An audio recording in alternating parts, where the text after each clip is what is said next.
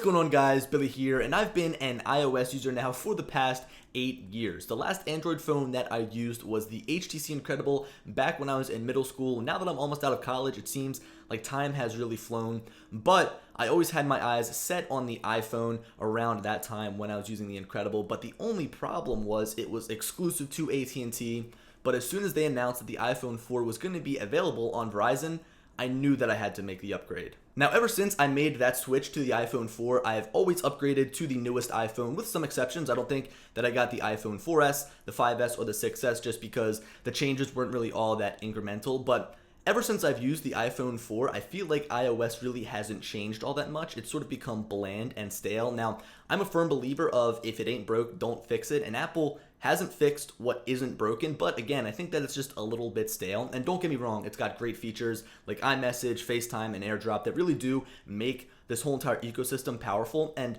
that's the main reason why I've never tried an Android phone or a PC, is because the Apple ecosystem is just so good with iMessage, AirDrop, all of that stuff. But anyway, Google reached out to me asking me if I wanted to try out their new Pixel, and I couldn't say no. So I want to start this video off by discussing the hardware of the Pixel 3 itself. I've only been using the smaller Pixel 3, and I came from using the iPhone XS Max, so I moved from a relatively large, fat, and heavy phone to something that, in my eyes, feels like an iPod Touch in the hand.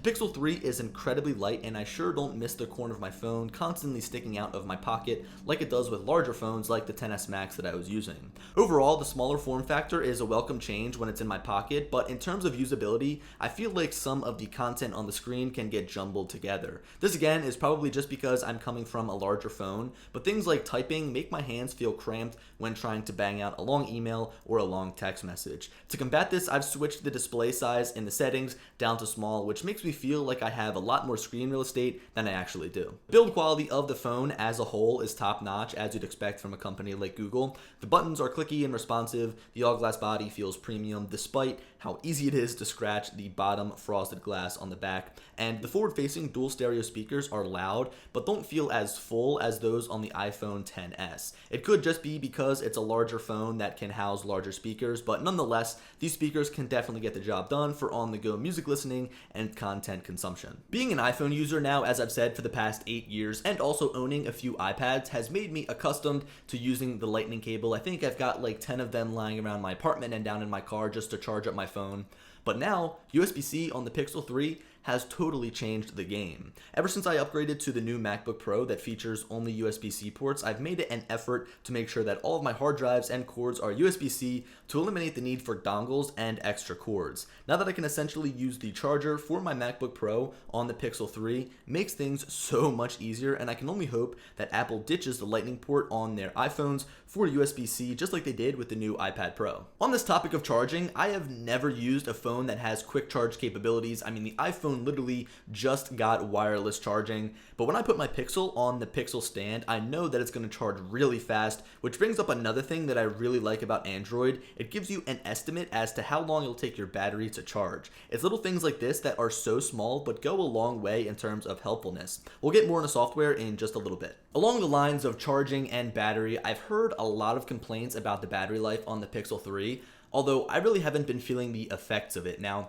I'm a total power user when it comes to all of my devices. I believe that I'm on my phone almost all day. I think that my screen on time always varies between like 4 and 6 hours, which is terrible to say. It honestly consumes my life, but I'm always texting, I'm always playing games, I'm always on YouTube, Twitter, Facebook, Instagram. I mean, there's a ton of stuff to do, a ton of stuff to get done, and all of it is usually through the mobile device I'm carrying, which for the past 2 weeks has been the Pixel 3. And I know with those quick charging capabilities, as long as I've got an outlet nearby, I can almost fully charge my phone in 30 minutes. I mean, it's a great feature to have, and although people are complaining about battery life, I really haven't felt the effects of it. Jumping back to hardware, Apple has left the fingerprint sensor in the past, and while I've enjoyed using Face ID, coming back to a fingerprint sensor, in my eyes, is refreshing. The sensor on this phone is fast and accurate, and I love its placement on the back. It sits right where my finger rests, and at first, was something I had to get used to, but now it feels natural. You can also use the fingerprint sensor on the back to call down the notifications menu by simply swiping down, a neat feature that saves me time from trying to reach all the way up to the top of the screen. Here's something that I feel like I have to go over about this phone, and that is the squeeze feature. Now, when I first heard about it and when I first knew that I was going to be using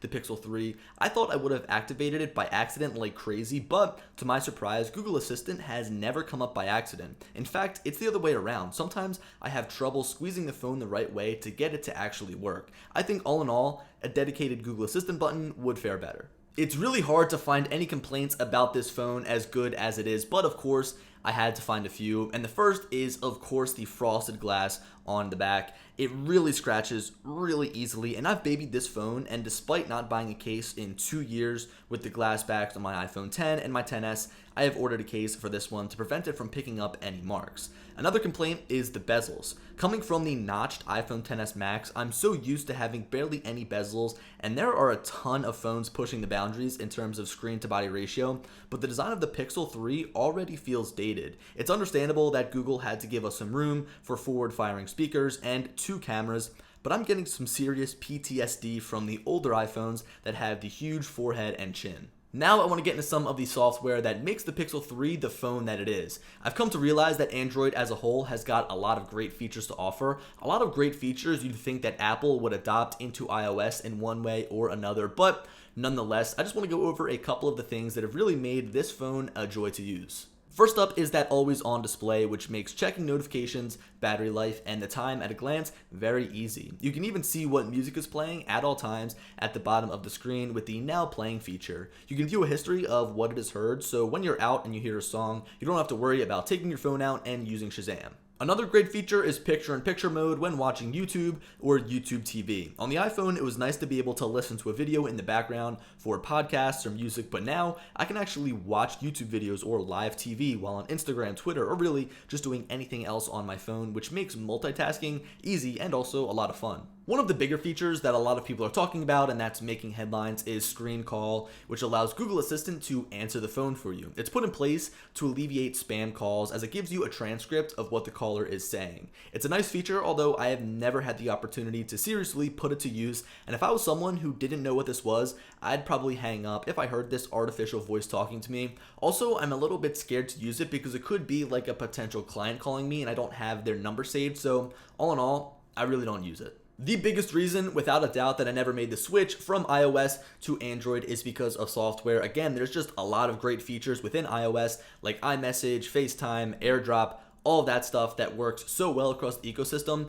that I'd miss coming to Android, but I'm really glad that I made the switch because Android is a lot better than I expected. Now I wanted to save the best part of this phone for last. It's a mixture of hardware and software. It is the camera. Now, I've always heard that the Pixel 1 had the best camera, and then the Pixel 2 came along, and then people said that the Pixel 2 had the best camera, but truth be told, I was always happy with the images that my iPhone shot. Whatever iPhone I had, I just thought that the images were good enough, and honestly, if you look at all the smartphones on the market nowadays, they all take great photos, and with just a little bit of editing, you can make them look even better. You can make them look somewhat similar, but after using the Pixel 3, I can say that this camera is in a totally different league. Its ability to use only one camera for what others need multiple to do is really impressive, although I'll have to admit that I'm not a fan of using some of the more popular features like portrait mode. I've taken a few and they do an incredible job detecting the edges, although some smaller objects get cut out like the antenna of the Mavic 2 remote. Another area where the Pixel 3's camera is improved by software is through stabilization, so even when you zoom all the way in through digital zoom, the frame doesn't waver whatsoever, although these photos, when taken zoomed all the way in, don't look the best. Along those lines of stabilization, the Pixel 3 shoots some of the most stable video that I've ever seen, which makes the need for something like a smartphone gimbal not necessary, but when you use something like the DJI Osmo Mobile 2, the videos you shoot will turn out to be incredibly smooth. Despite its great stabilization, I still think that I would defer to the iPhone if I want to shoot a video, not only because the specs are better on paper, like 4K 60 FPS video recording, but also because it just looks better. The Pixel's video looks washed out, while the colors from the iPhone feel more natural. So aside from my initial testing, I've been using the Pixel's camera to shoot everything over the past few weeks, and I keep sending the photos to my friends with iPhones with the same words, "Can you believe how good this camera is?" I really didn't buy into the hype when the Pixel 2 first came out and was skeptical when the Pixel 3 first made it into the first reviewers' hands.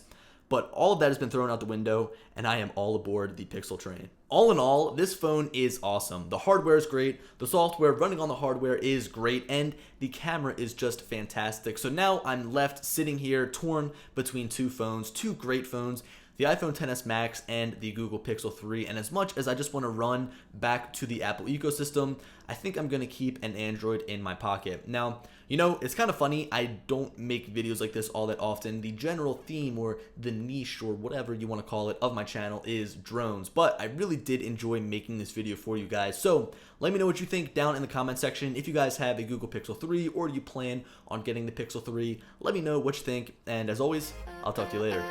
Peace.